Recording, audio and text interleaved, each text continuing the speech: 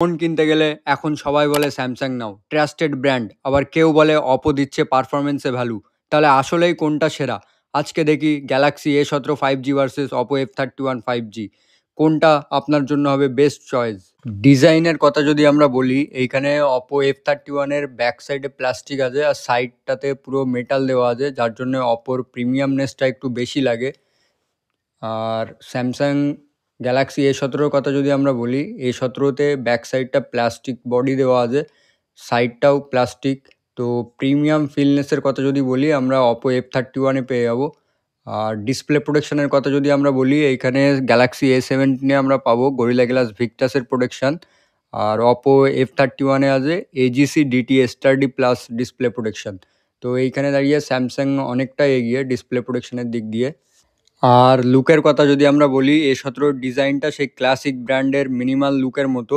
আর Oppo F31 ডিজাইনটা একটু বেশি স্টাইলিশ ও ট্রেন্ডি, বিশেষ করে ক্যামেরার যে পার্টটা ওইখানটাতে বেশি চোখে পড়ার মতো।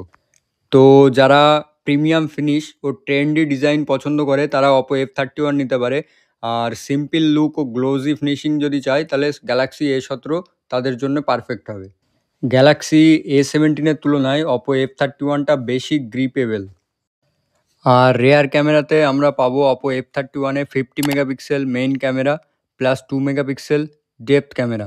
সেইখানে গ্যালাক্সি A17তে আমরা পাবো 50 megapixel main camera, 5 megapixel ultra wide angle এবং 2 মেগাপিক্সেলের ম্যাক্রো ক্যামেরা। তো ক্যামেরার দিক দিয়ে স্যামসাং অনেকটাই এগিয়ে আছে রেয়ার ক্যামেরাতে। তো গ্যালাক্সিতে আপনি ভিডিও রেকর্ডিং করতে পারবেন FHDতে 30 FPS, সেইখানে F31এও আপনি ভিডিও রেকর্ডিং করতে পারবেন 1080তে 60 FPS। মানে রেয়ার ক্যামেরাতে ভিডিও রেকর্ডিংয়ের কথা যদি বলি, 1080 60 FPS অপো F31 আর স্যামসাংয়ে আপনি পাবেন FHD 30 FPS। ফ্রন্ট ক্যামেরার কথা যদি আমরা বলি, গ্যালাক্সি A17তে আমরা পাবো 13 মেগাপিক্সেলের ফ্রন্ট ক্যামেরা, যেখানে আমরা ভিডিও রেকর্ডিং করতে পারবো FHD 30 FPS। আর অপো F31 আমরা পাবো 16 মেগাপিক্সেলের ফ্রন্ট ক্যামেরা, যেখানে আমরা ভিডিও রেকর্ডিং করতে পারবো ম্যাক্সিমাম 1080 30 FPS। তো রেয়ার ক্যামেরাতে আমরা অপোতে 1080 60 FPS রেকর্ড করতে পারবো, ফ্রন্টে পারবো 30 FPS। তো ভিডিও রেকর্ডিংয়ের দিক দিয়ে অপো অনেকটাই এগিয়ে। ডিসপ্লেতে আমরা পাবো অপো F31 6.57 ইঞ্চের অ্যামোলেড ডিসপ্লে 120 Hz রিফ্রেশ রেটের সাথে, যার রেজুলেশন 1080x2372। সেইখানে দাঁড়িয়ে স্যামসাংয়ে আমরা পাবো 6.7 ইঞ্চ সুপার অ্যামোলেড ডিসপ্লে, যার resolution 1080x2340 90 Hz display refresh রেটের সাথে। তো এইখানে আমরা স্যামসাংয়ের ডিসপ্লে যদি দেখি, সেই আগেকার ইউনচ ডিসপ্লে, তো এটা অনেক ব্যাকডেটেড। দুটো ফোনের ডিসপ্লের কথা যদি আমরা বলি, ডিসপ্লের মধ্যে খুব একটা বেশি পার্থক্য নেই। ডিসপ্লের কালার ভিজিবিলিটি দারুণ, আউটডোর ব্রাইটনেস ভালো কাজ করে। তবে অপো F31 আছে ইন ডিসপ্লে ফিঙ্গারপ্রিন্ট, আর গ্যালাক্সি A17তে আমরা পাবো সাইড মাউন্টেন ফিঙ্গারপ্রিন্ট। তো এইখানে অপো F31 অনেকটাই এগিয়ে। এবার আসি মেন জায়গায়, পারফরমেন্স।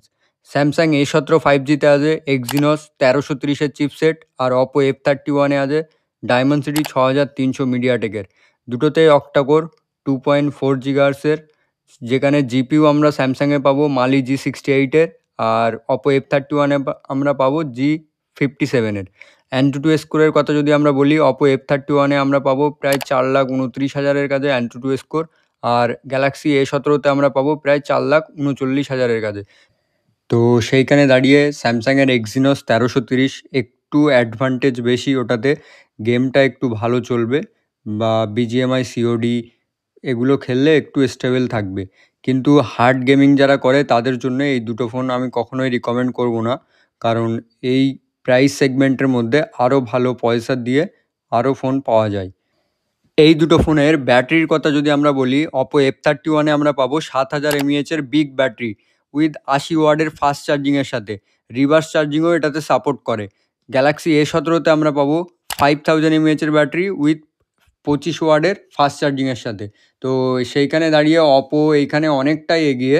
তবে হ্যাঁ, স্যামসাংয়ের একটা বড় অ্যাডভান্টেজ হলো এর ওয়ান ইউআই, স্মুথ, ক্লিন আর নিয়মিত আপডেট দেয় প্রায় 5 থেকে 6 বছরের, সেইখানে অপর আপডেট দেয় 3 বছরের। তো যারা লং টার্ম স্টেবিলিটি চান তারা স্যামসাংয়ের সাথে যেতে পারেন। তোমার মতে কোনটা বেস্ট, কমেন্ট করে অবশ্যই জানাবে।